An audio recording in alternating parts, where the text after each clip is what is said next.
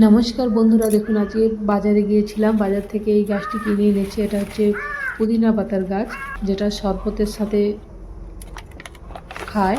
দেখুন গাছটি খুব সুন্দর, ঝাঁপালো।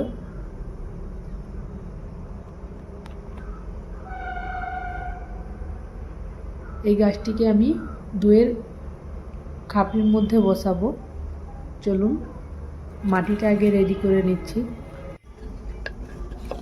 এই মাটির মধ্যে সিমকুচি আর নিমখোলটা দিয়েছি, ওটা দেখানো হলো না। সামান্য নিমখোল, সামান্য সিমকুচি মিশিয়ে মিশ্রণ করে মাটিটি এই দইয়ের ভাঁড়ের মধ্যে দিয়ে গাছটি বসাবো।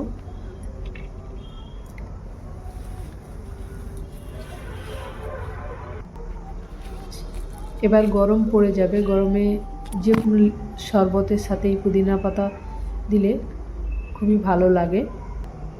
তার জন্য গাছটি আজকে আমি অনেক দিনই গাছটি লাগানোর ইচ্ছে ছিল। আজকে যখন গাছটি দেখতে পেয়েছি বাজার থেকে এনে, দেখুন আর কোনো কিছু সার দিলাম না।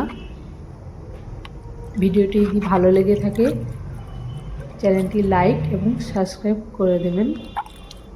নমস্কার।